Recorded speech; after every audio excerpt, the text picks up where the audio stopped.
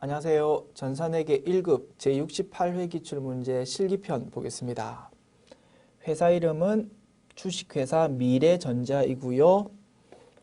전자 부품을 제조하여 판매하는 회사랍니다. 자, 문제 풀어볼까요? 문제 1번 기초정보관리 문제입니다. 1번 문항 거래처별 초기 2월 자료를 검토해서 해당 메뉴와 틀린 금액이 있으면 수정하라는 문제입니다. 자, 메뉴 열어볼까요? 거래처별 초기 2월 메뉴입니다. 자, 보통예금.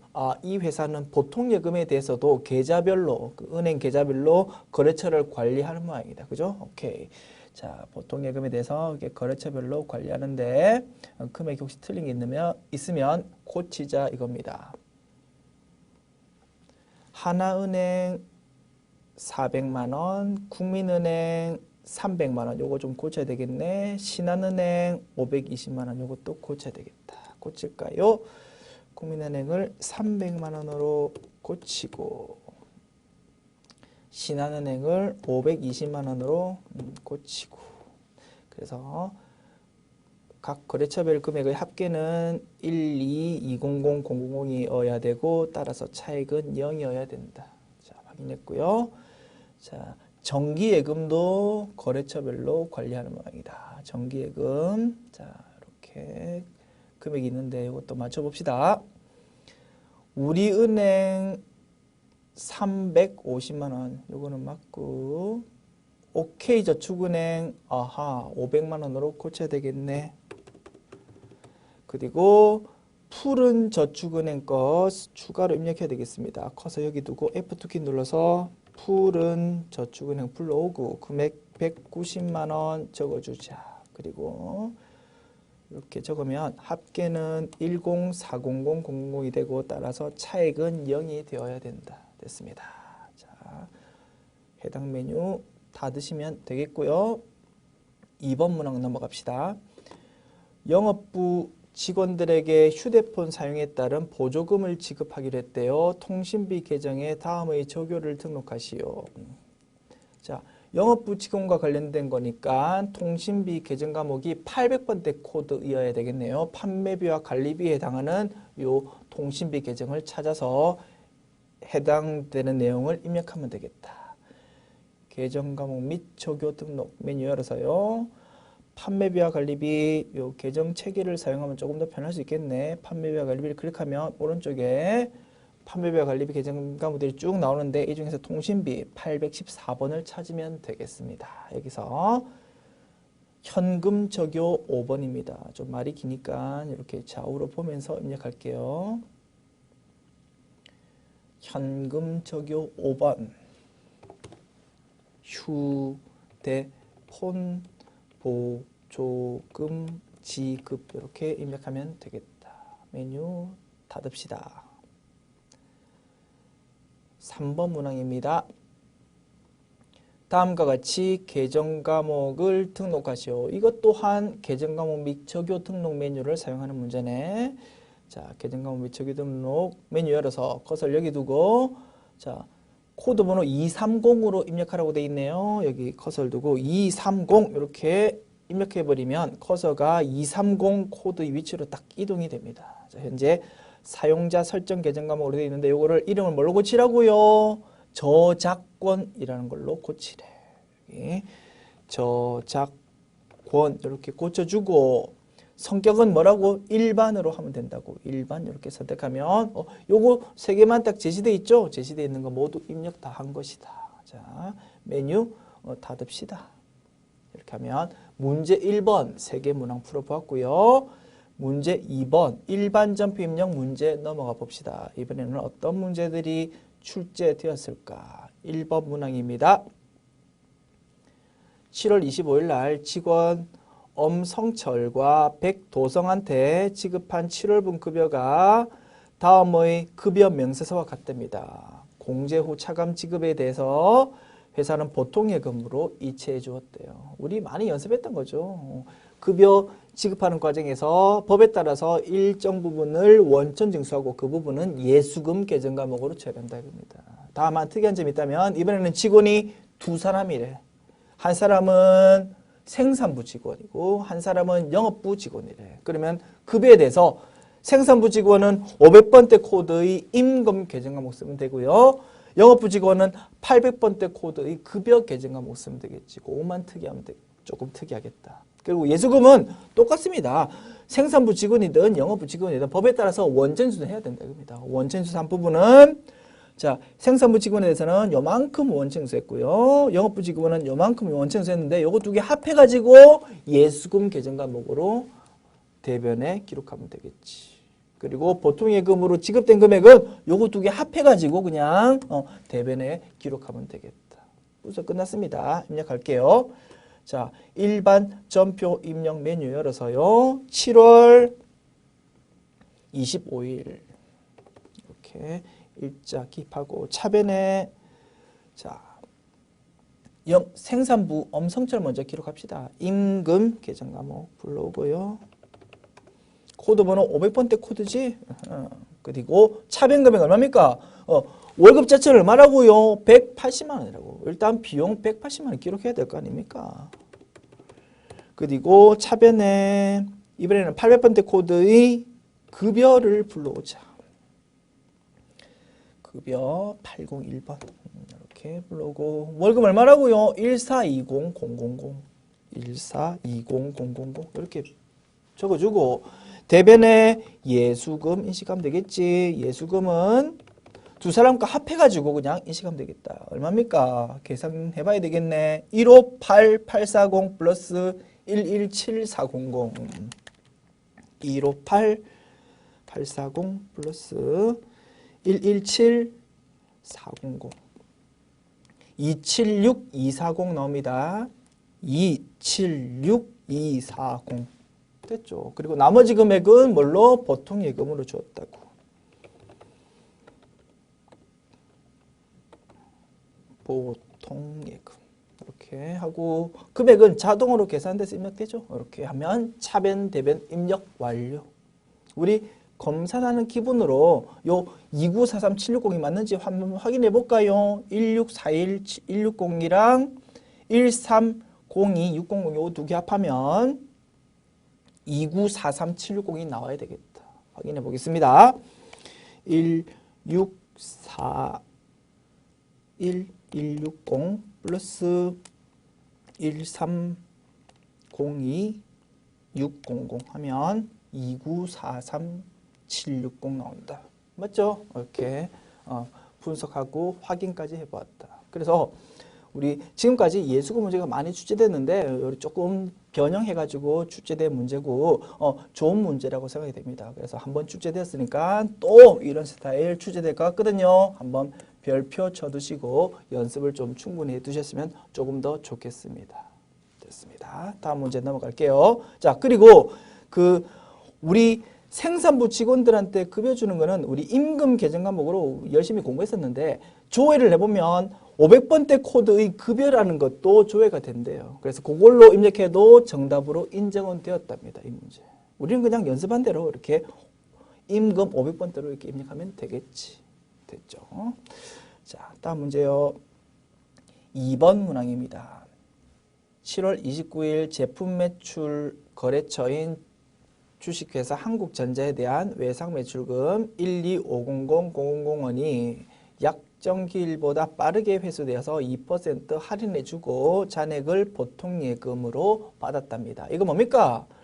대금을 약정에 따라서 빨리 받는 바람에 조금 깎아주는 것 매출 할인이죠. 그렇게 처리하면 되겠다. 대변에는 외상 매출금 적어주고 차변에는 보통 예금 들어올 건데 그 와중에 2% 좀 작게 들어온다 겁니다. 이 2% 부분은 매출 할인으로 기록을 하면 되겠다. 매출 할인 검색해 보면 똑같은 이름의 코드 번호가 여러 개 검색되는데 그 중에서 제품 매출에 대한 매출 할인 코드를 제대로 끌고 와야 되겠지. 분석 끝났습니다. 입력합시다. 7월 29일 일단 대변의 외상 매출금이 이제 없어집니다. 회수되는 거니까 외상 매출금 거래처는 어디라고요? 한국전자 주식회사 금액은 그새 까먹었다. 12500,000 12500,000 그리고 차변에 매출 할인 먼저 기록해 주자. 매출 할인 코드 번호 여러 개 중에서 뭐 제품 매출에 대한 매출 할인 요거를 딱 끌고 오고요. 금액은 1250만 원의 2%니까 1250000 곱하기 0.02 하면 25만 원 나옵니다. 250000. 나머지 금액은 이제 보통 예금으로 들어왔다고 했으니까 보통 예금 기록하면 되겠지. 이렇게 하면 플러그로서 자동으로 딱 계산돼서 입력된다. 이렇게 하면 차변 대변 입력 완료. 3번 문항입니다. 8월 20일 전년도에 주식회사 금산이 파산하여 외상매출금 600만 원이 회수 불가능한 것을 뒤늦게 올해 확인했답니다. 그 금액이 중요하지 않아서 전기분 재무제표는 수정하지 않고 당기손익에 반영한답니다. 자, 외상매출금을 상대방 회사가 파산해가지고 못 받게 됐다 이겁니다. 이거 뭡니까? 대손 확정분기지 뭐. 외상매출금을 일단 대변에 적어서 없애주고 차변에는 대손 충당금이 있으면 먼저 기록하고 부족하면 대손 상각비로 기록하면 된다. 그런데 이게 언제 사건이라고요? 작년 사건이라고. 그러면 작년도에 이렇게 회계 처리했었어야 돼. 그런데 이거를 깜빡 잊었다가 올해 와서야 상대방 회사가 파산돼 가지고 우리가 돈 못 받는다는 걸 확인했었다 이겁니다. 원칙은 어떻게 합니까? 작년도 재무제표를 수정해야 되는 거지. 작년도 전표를 다시 입력하는 것이 원칙이다. 그런데 금액이 중요하지 않다면 올해 그냥 비용으로 처리할 수도 있대요. 이런 거에 오류 수정이라고 부르는 건데요. 이런 오류 수정에 대해서는 전산 세무 2급에서 학습하게 됩니다.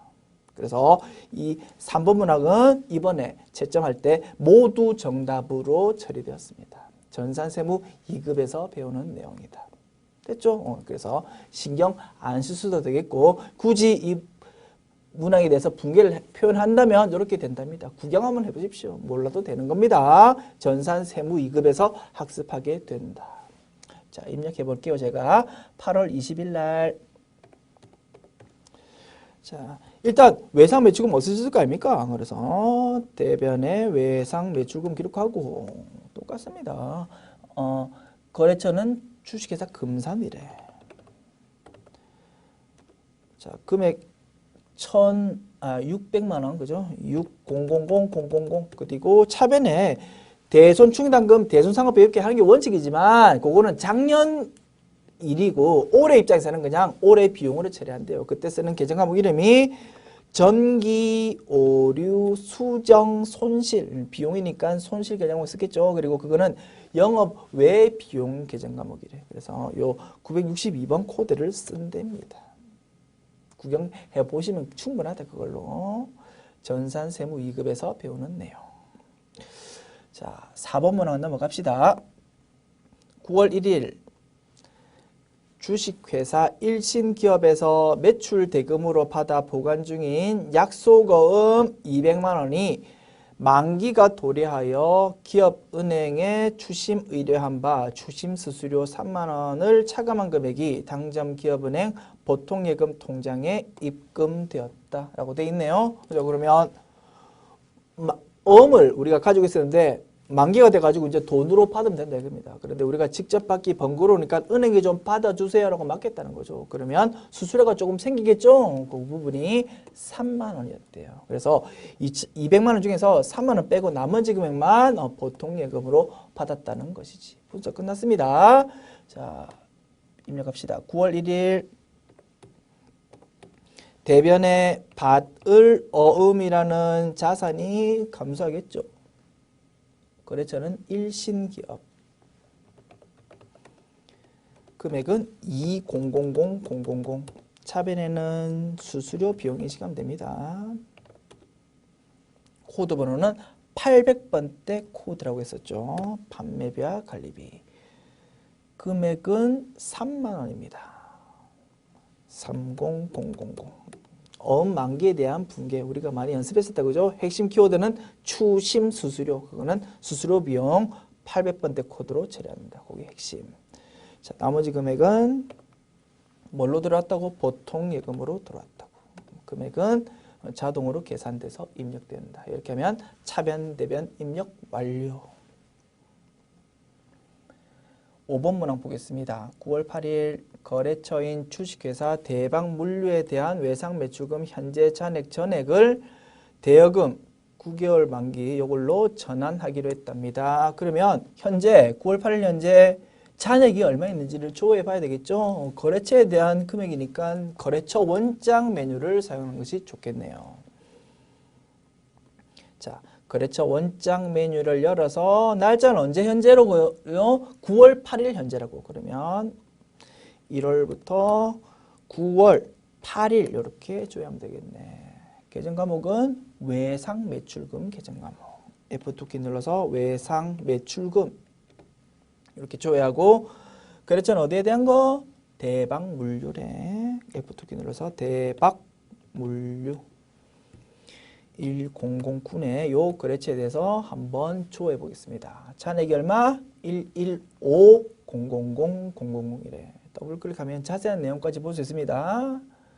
아하, 이 대박물류에 대해서 8월 10일 날 물건을 외상으로 판 모양이네. 그래서 외상 매출금 11500000원이 차변 쪽에 딱 인식이 되었다. 됐습니까? 요거를 대변으로 적어주고 차변을 뭘로? 단기 대여금으로 이렇게 적어주면 되겠다. 분석 끝났죠? 9월 8일.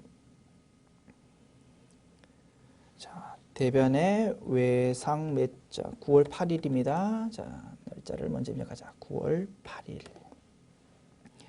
대변의 외상 매출금 대박 물류에 대한 거 115 그새 또 까먹었죠? 자, 얼마? 11500000 11500000 차변에 요거를 단기 대여금으로 거래처는 대박물류지 이렇게 바꾸어 주면 되겠다.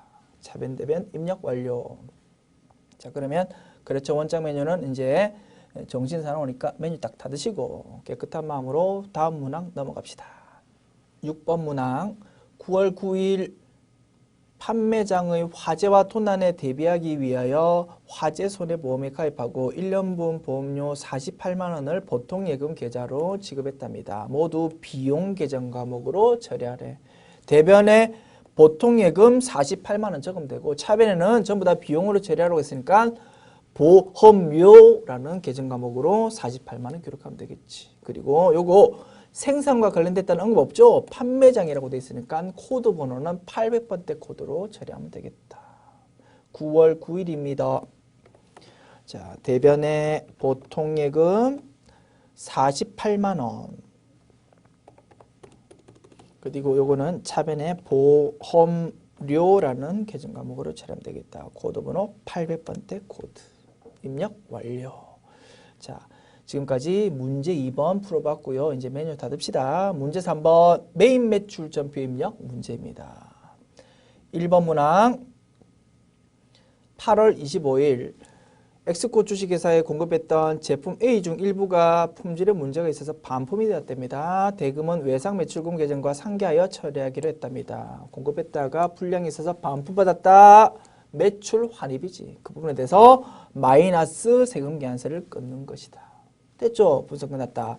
유형은 뭡니까? 부가세 유형은 마이너스 금액이지만 어쨌든 판매돼서 전자세금 계산서 발급한 거니까 11번 과세 유형을 쓰면 될 것이고 금액만 좀 마이너스로 적어주면 되겠다. 그리고 품목 수량 단가에 대해서는 일반적으로 입력 안 하지만 세금 계산서 같은 경우에는 품목 수량 단가라는 란이 있으니까 여기 적혀 있는 게 있으면 적어주는 것이 좋겠다라고 했습니다. 자, 분석 끝났고요. 입력합시다. 자, 우리가 주식회사 미래전자인데 공급자지, 그지? 그러니까 당연히 11번 과세가 되는 게 맞다. 자, 메인 매출 전표 입력 메뉴 열어서 8월 25일 적고 유형은 10일 과세, 품목 뭐라고 돼 있나? 제품 A라고 돼 있네. 제품 A. 이렇게 적어주고 수량 단가는 공란이죠. 오케이. 공급가액은 마이너스 800만 원 적어주고 마이너스 8000000. 자, 부가세 마이너스 80만 원. 자, 거래처는 엑스포죠.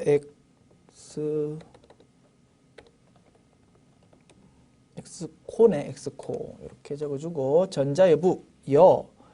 분계는요, 자, 제품 매출 대변에 적어주되 마이너스로 적어주고요. 자, 차변에는 뭘로? 외상 매출금과 상기한다고 했으니까 차변에 외상 매출금 이렇게 적어주고 대신 금액은 마이너스 이렇게 처리하면 되겠다. 이렇게 하면 상단, 하단 입력 완료.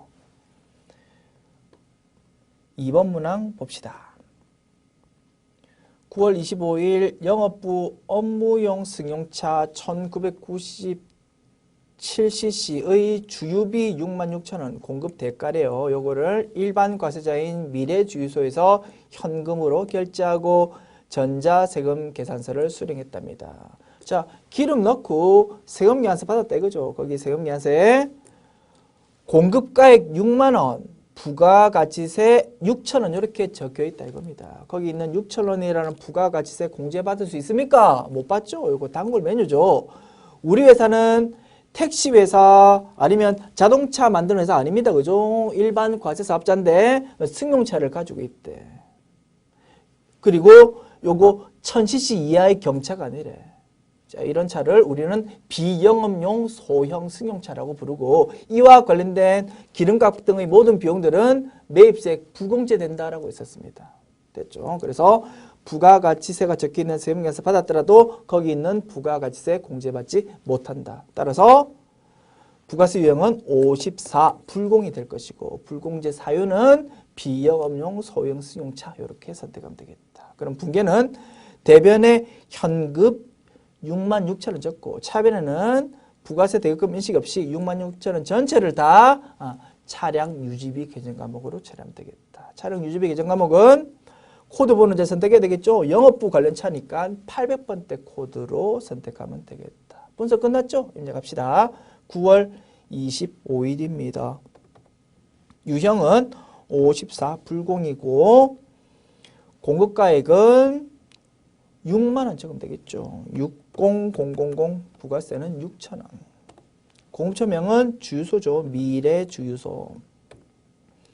전자여부 자 전자세금계산서 받았네. 오케이. 여 이렇게 적으면 되겠고 불공제 사유는 비영업용 소형 승용차 3번 이렇게 선택하자. 분계는요. 차변에 차량 유지비 이렇게 적어주면 되겠고 코드 번호는 800번대 코드였다. 그리고 대변에는 현금으로 결제했다고 했죠. 현금 이렇게 적어주면 차변 대변 입력 완료. 다시 한번 강조한다. 불공이기 때문에 차변에 부가세 대급금이라는 게 나타나지 않고 66,000원 전체가 다 비용 계정 과목으로 처리된다. 자, 입력 완료. 3번 문항 9월 30일 일본의 야마모토 상사에 제품 B를 30만 엔에 직접 수출하고 대금은 외상으로 하였다. 선적일 9월 30일의 환율은 100엔당 1,000원이다. 이렇게 돼 있네요. 부가세 유형은 뭡니까? 직접 수출한 거니까 16 수출하면 되겠고요.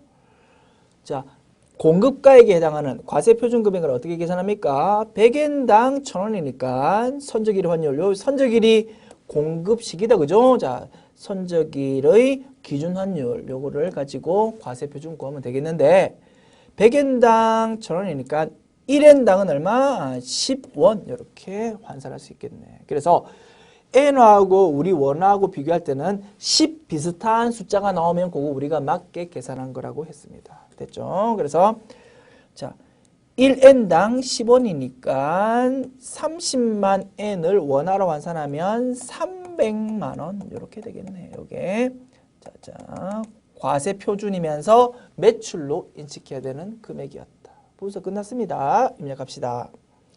9월 30일 유형은 16 수출이고요. 공급가액은 300000 이렇게 적어주고 공급처명은 야마모토 그리고 영세율 구분은 직접 수출한 거니까 1번 선택하면 되겠고 분계는 대변에 제품 매출 맞고 차변에는 외상으로 했다고 했으니까 외상 매출금 이렇게 인식하면 상단 하단 입력 완료. 4번 문항 보겠습니다. 10월 5일 주식회사 경북상회에 제품을 판매하고 다음의 전자세금 계산서를 발급하였다. 대금은 9월 5일에 수령한 계약금을 제외하고 나머지는 동사가 발행한 약속금으로 받았다 이겁니다. 자, 부가수익은 뭡니까? 어렵지 않죠? 우리가 물건 팔고 세금계산서 발급했으니까 거기 부가세 적혀 있으니까 11과세 이렇게 선택하면 될 것이고, 분계는 대변의 매출, 차변에는 받을 적고 다만 계약금 쪽으로 미리 받은 게 있으니까 그 부분은 대변의 선수금으로 적혀 있겠죠? 요거를 차변의 선수금으로 적어서 없애면 되는 것이지. 자, 분계 어렵지 않고 여기서 해야 될 거는 딱 하나, 조회를 해야 되겠다 이겁니다. 왜냐하면 계약금으로 선수금으로 기록되어 있는 금액이 얼마인지가 문제에서 안 나와 있으니까 9월 5일자로 조회를 해봐야지만 완벽하게 문제를 풀 수 있겠네. 자, 조회하는 방법 여러 가지가 있겠습니다만 저는 합계잔액시산표를 한번 조회해 볼게요. 자, 날짜는 10월 5일자로 조회해 봅니다. 합계잔액시산표 10월 5일자로 조회해 보자. 선수금 부채 쪽에 있겠죠. 자, 선수금이 여기 있네. 자, 더블 클릭하면 자세한 내용 볼 수 있습니다. 여러 번에 걸쳐서 선수금 계약금을 받았는데 그 중에서 9월 5일 날 경북상회로부터 받은 게 우리가 필요한 정보다 이겁니다. 얼마 받았다고요? 더블 클릭하면 밑에 전표 내용까지 볼 수 있습니다. 현금으로 받았고 얼마? 300만 원을 선수금으로 받았다 이겁니다. 자, 대변에 있는 선수금 300만 원을 이제 차변으로 없애면 되겠지. 됐습니다. 분석 끝났고, 자, 이러한 300만 원은 전자세금 계산서에서도 확인할 수 있네. 토탈 받을 금액이 3,300만 원인데 공급가액 3천만 원, 부가가세 300만 원, 그죠? 자, 그런데 그 중에서 300만 원은 현금으로 받았다. 요거를 우리는 계약금으로 받았다 이겁니다. 그리고 나머지는 어음으로 받는 됩니다. 이렇게 우리가 조금 전에 조회했던 내용을 전자세금 계산서에서도 확인을 할 수 있네. 자, 분석 끝났으니까 입력할게요.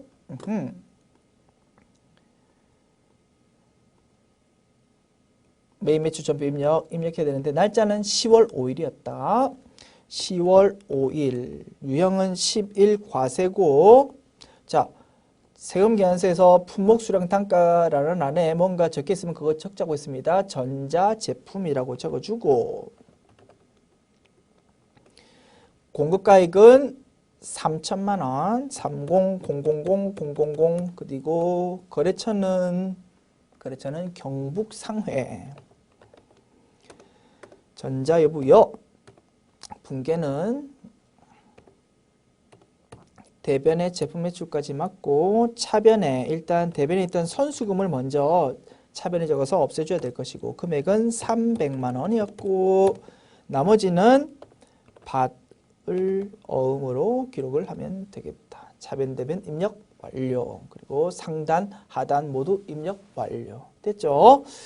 자, 5번 문항 보겠습니다. 11월 26일 주식회사 알파컴퓨터로부터 비품인 업무용 노트북 2대를 550만 원 부가가세 포함입니다. 요거에 구입하고 법인카드인 국민카드로 결제했다. 신용카드 매입세 공제요건을 모두 충족한다고 되어 있네요. 자, 신용카드로 결제하고 신용카드 매출 전표를 받았다 이겁니다. 거기에 부가가치세가 적혀 있는데 이거 공제 못 받을 이유가 전혀 없죠. 매입세 불공제 사유에 전혀 해당 사항 없다 이겁니다. 자, 그때는 유형 뭘로 선택합니까? 카과로 선택하죠. 매입 유형에서 카과를 부가세 유형으로 선택하면 되겠다. 번호는 57번이 되겠죠. 그리고 회계처는 어떻게 됩니까? 대변에 주된 영업활동 아니면서 물건 샀고요. 그죠? 유형자산 사는 거는 주된 영업활동 아니다. 그죠? 상품을 사거나 원재료 사는 게 주된 영업활동이다. 그렇기 때문에 대변에는 미지급금 계정 과목 처리하면 되고, 거래처는 요 가게인 알파컴퓨터로 하는 게 아니고 카드사, 국민카드 요거를 미지급금의 거래처로 한다. 차변에는 계정 과목 비품이라고 기록하면 되겠죠. 그래서 상단 하단 분석이 모두 끝났고요. 자, 요거를 입력을 한번 해보겠습니다. 11월 26일. 자, 유형은 57 카과 하면 되겠고, 공급가액 신용카드 거래나 현금 영수증 거래의 경우에는 공급가액란에다가 부가가치세 포함되어 있는 금액을 딱 입력해버리면 자동으로 공급가액과 부가가치가 쫙 갈라진다고 했습니다. 여기 공급가액란에다가 부가가치세 포함되어 있는 금액 550만 원을 입력하자. 5500 5500000 이렇게 입력하고 엔터키 누르면 500만 원과 50만 원으로 쫙 갈라지더라. 자, 상단에 있는 거래처는 어디를 입력해야 됩니까? 우리한테 신용카드 매출점표를 발급해 준 사람을 적어야 되겠죠? 누가 우리한테 줬습니까? 주식회사 알파컴퓨터가 줬다고. 그래서 상단의 거래처는 알파컴퓨터를 기록해 줘야 될 것이고, 자, 분계는요, 자, 혼합 이렇게 하고, 신용카드사 적어줍시다. 신용카드사는 어디라고요? 국민카드라고. 국민카드 이렇게 신용카드사 적어주고, 자, 하단 분계합시다. 차변은 뭐로 처리하면 됩니까? 비품으로 처리하면 될 것이고, 대변에는 미지급금 처리하면 될 것이고, 미지급금의 거래처는 강조드렸습니다. 알파컴퓨터가 아니고 카드사로 입력해야 된다. 무슨 카드? 국민카드. 요거를 미지급금의 거래처로 입력하자. 이렇게 하면 상단 하단 입력 완료. 자, 6번 문항 넘어가 보겠습니다. 11월 28일 생산부서 직원용으로 사용하기 위하여 호반 상사에서 생수를 50만 원 부가가세 별도 요걸로 구입하였다. 대금은 현금으로 결제했고요. 현금 영수증을 교부받았다. 우리가 현금 영수증을 받았는데 거기 부가가치세 적겠습니다. 요거 공제 받습니까? 못 받습니까? 이번 거래를 보니까 매입세 부분제 사유가 전혀 해당사항 없죠. 따라서 매입세 공제 받을 수 있다. 따라서 부가세 유형은 매입 중에서 현과 61번을 선택하면 되겠네. 하단의 회계처는 어떻게 됩니까? 대변에 현금 이렇게 적어주면 될 것이고, 차변에는 비용 계정 과목 쓰면 되겠죠. 직원 마시는 생수니까 소모품 비 계정 과목 쓰면 될 것이고, 코드 번호는 생산과 관련된 부분이니까 500번대 코드 쓰면 되겠다. 분석 끝났습니다. 입력합시다. 11월 28일 부가세 유형은 매입 중에서 현과 61 이렇게 선택하고요. 현금 영수증 거래도 공급가액란에다가 부가가세 포함되어 있는 금액을 적어주면 자동으로 공급가액과 부가가세가 쫙 쪼개집니다. 자, 부가가세 별도가 50만 원이니까 여기는 55만 원을 적어주면 되겠죠. 550000 이렇게 해가지고 엔터키 탁 치면 50만 원과 5만 원으로 쫙 갈라지더라. 공급처는 어디입니까? 호반 상사. 자, 분계는요, 차변에 소모품비 코드번호는 500번대 코드 이걸로 선택하면 될 것이고, 대변에는 현금 이렇게 입력하면 상단 하단 입력 완료. 참고로 우리 모범 정답을 보면요, 자, 직원이 마시는 차나 음료수나 뭐 과자 같은 거, 간식 같은 거는 우리 교재에서는 소모품비라는 계정 과목으로 정리했었죠. 그런데 실무에서 보면 이거에 대해서 복리후생비라는 걸로 처리하는 회사도 되게 많답니다. 따라서 이번 문제에 대해서 차변에 복리후생비 계정 과목으로 처리한 것도 정답으로 인정되는데, 다만 꼭 그렇게 하더라도 코드 번호는 반드시 500번대 코드를 써야 된다, 그죠? 그리고 기억나십니까? 소모품을 구입할 때 소모품 B라는 비용 계정 과목 써도 됩니다만 자산 계정 과목인 소모품이라는 걸로 써도 된다고 했죠. 그래서 이 문제에 대해서 소모품이라는 자산 계정 과목으로 차변에 기록한 것도 정답으로 인정이 된답니다. 됐습니다. 자, 우리는 뭐 배운 대로 500번대 코드의 소모품비로 이렇게 딱 쓰면 그게 제일 깔끔하겠지 뭐. 됐습니다. 분석 끝났고요. 문제 3번까지 풀어봤고 메뉴 닫읍시다. 문제 4번 이제 오리 수정 문제 풀어볼게요. 1번 문항 8월 5일 현금으로 지급한 수도 광열비 48만 원을 전액 판매 관리비로 회계 처리했는데 이는 제품 제조 공장에서 발생한 수도 요금 28만 원하고 전력비 20만 원으로 확인이 되었답니다. 그러면 차변에 수도 광열비로 되어 있는 거를 800번대 코드겠죠. 요거를 500번대 코드인 가스 수도비, 그 다음에 전력비로 고치면 되겠네. 자, 8월 5일자 일반 점표 입력 메뉴를 열어봅시다.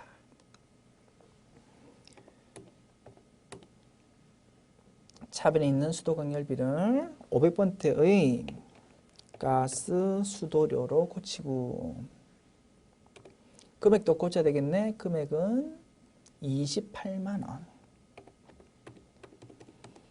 그리고 뭐 아래쪽에 차변 적어도 됩니다만 저는 그냥 점표 삽입 기능 이용해서 사이에 끼워 넣어 볼게요.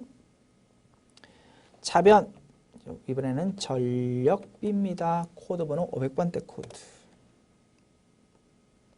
그리고 금액은 20만 원입니다.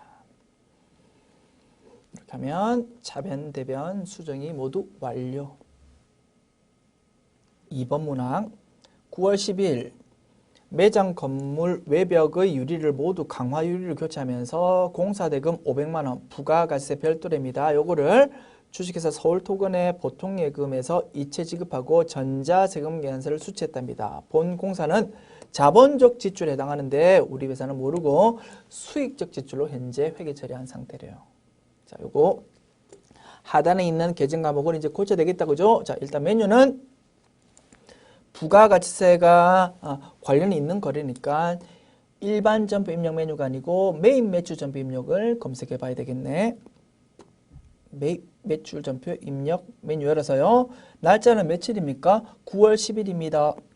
9월 10일 이렇게 검색해 보자. 상단은 지금 틀릴 게 없죠. 상단은 건드릴 게 없고 하단에 대해서 회계 처리 계정 과목 요구를 수정하면 되겠다. 자, 차변에 현재 수선비라는 비용 계정 과목으로 처리되어 있는데 알고 봤더니 이게 비용으로 처리할 게 아니고 자본적 지출이니까 자산 계정 과목으로 처리해야 될 것이다 이겁니다. 자, 그래서 차변에 있는 수선비를 뭘로? 자산 계정 과목인 건물 계정 과목으로 고치면 되겠다. 차변 계정 과목 수정했고요. 자, 나머지는 건드릴 거 없더라. 이렇게 하면 수정 완료. 자, 그러면 지금까지 문제 4번 풀어보았고요. 자, 메뉴 닫읍시다. 메뉴 닫고 문제 5번 결산 문제로 넘어가 볼게요. 1번 문항입니다. 전기말 항생은행으로부터 차입한 장기 차입금 중에서 5천만 원은 2017년도 3월 20일 날 만기가 도래되고 회사는 이를 상환할 계획이랍니다. 장기 차입금으로 현재 기록되어 있지만 그중에 5천만 원이 내년으로 즉 올해 결산일인 2016년도 12월 31일 기준으로 봤을 때 1년 이내로 이제 만기가 도래하게 되었으니까 이 부분에 대해서는 장기 차입금이 아니고 유동성 장기 부채라는 계정 과목으로 이제 이름을 바꿔야 되겠다 이겁니다. 됐죠? 그거에 대해서 점표를 입력해 보자. 수동 결산이다 그죠? 일반 점표 입력 메뉴를 열어서 12월 31일 일자를 기록하고 차변에 장기 차입금이라는 걸 좀 없애주고 부채의 감소를 차변에 기록한다. 거래처는 항생은행 금액은 5천만 원. 이거를 대변의 이름을 바꿔준다. 유동성 장기부채로. 거래처는 항생은행이고 금액은 5천만 원. 이렇게 하면 차변 대변 입력 완료. 2번 문항입니다.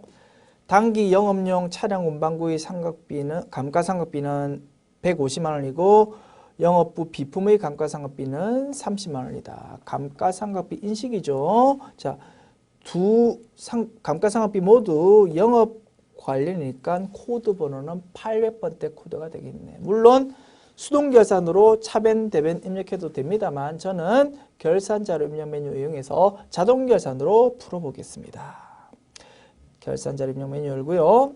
1월부터 12월 이렇게 열어서 꼬르륵 소리 났지? 다시 할게.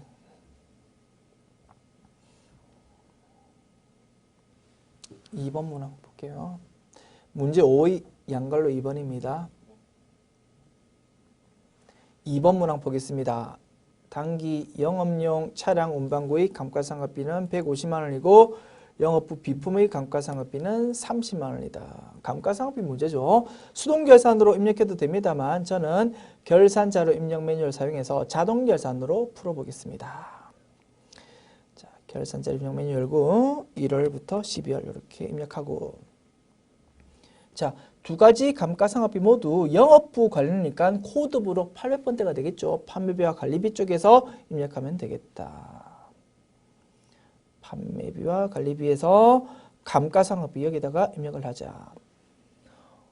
150만 원은 촬영 운반구에 대한 거네. 여기다가 1500000 입력하고 30만 원은 비품에 대한 거네. 여기다가 300000 이렇게 입력하고 전표 추가를 클릭하면 되겠다. 자, 3번 문항입니다. 결산일 현재 재고자산의 기말 재고액이 제시되어 있네. 단골 메뉴죠. 이것 또한 결산자료 입력 메뉴에다가 입력을 하면 되겠지. 자, 원재료 기말 재고 금액은 350만 원이랍니다. 3500000. 제공품은 700만 원이랍니다. 제공품은 7000000. 제품 기말 재고는 1550000이랍니다. 1550000 이렇게 입력하고 전표 추가를 클릭하면 되겠지. 우리가 문항 2번 풀 때 전표 추가를 이미 클릭했기 때문에 이런 보조 화면창이 나오죠. 요거 예라고 하면 되겠죠. 그러면 자, 애당초 2번 문항 풀고 전표 추가했을 때 생성되었던 전표들은 싹 없어지고요. 지금 현재 기준으로 자동 전표가 생성돼서 딱 덮어서 질 것이다. 됐습니다. 이렇게 입력 작업하면 모든 문항에 대한 입력이 완료되었다. 자, 문제 6번 볼게요. 주어의 문제입니다. 자, 그러면 지금 열려있는 메뉴들 전부 다 닫고 깨끗한 마음으로 이제 주어의 문제 풀어보겠습니다. 1번 문항 2016년도 제1기 예정신고 기간의 차가금 납부할 부가가치세액은 얼마인가? 부가가치세 신고서 메뉴 열어보면 바로 알 수 있겠네. 자, 부가가치 탭을 열고요. 부가가치세 신고서 메뉴를 엽니다. 1기 예정이니까 1월부터 3월 이렇게 조회하면 될 것이고 차가금 납부할 세액은 맨 아래쪽에 나와 있죠. 자, 납부세액은 여기 맨 아래쪽에 여기 조회할 수 있다. 답은 4,600만 원. 이렇게 하면 1번 문항 입력 완료. 잠깐만요. 조회 문제는 하나씩 이렇게 풀고 답을 맞춰봐야 되거든. 끊으면 돼.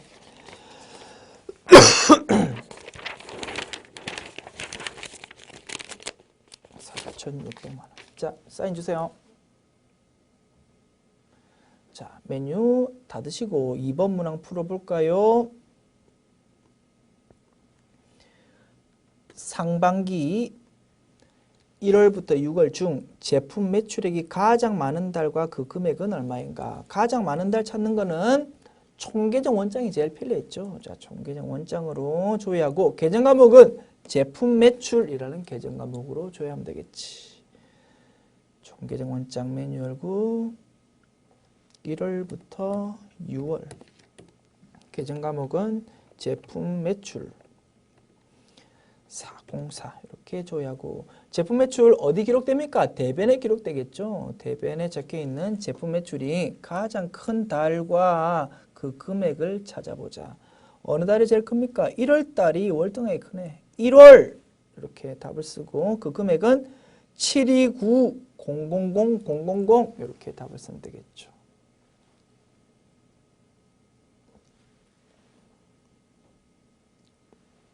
사인 주세요. 이렇게 답을 확인해 봤고 물론 더블 클릭하면 해당 상세 내용까지도 볼 수 있겠죠. 이렇게 하면 조금 더 자신감 있게 확인도 가능하다. 3번 문항 풀어보겠습니다. 자, 일단 총계정 원장 메뉴 연거는 닫읍시다. 깨끗한 마음으로 마지막 3번 문항 풀어보겠습니다. 6월 30일 현재 기업은행의 단기 차입금 잔액은 얼마인가? 뭐 이것도 단골 메뉴죠. 자, 거래처에 대한 잔액을 묻고 있으니까 거래처 원장이 제일 편리하겠다. 자, 계정 과목은 단기 차입금 이렇게 조회해 보자. 거래처 원장 1월부터 6월까지 계정 과목은 단기 차입금. 거래처는 기업은행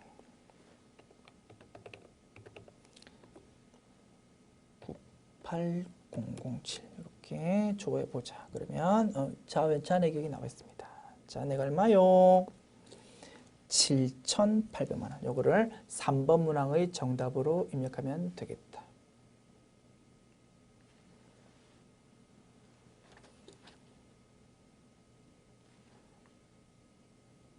자, 이렇게 정답 확인해 봤고, 물론 상세 내용 보려면 더블 클릭하면 상세 내용까지 볼 수 있습니다. 자, 다시 더블 클릭하면 점프 내용. 6월 10일에 이렇게 단기 차입금이 발생을 했구나. 이렇게 조회까지 가능하다.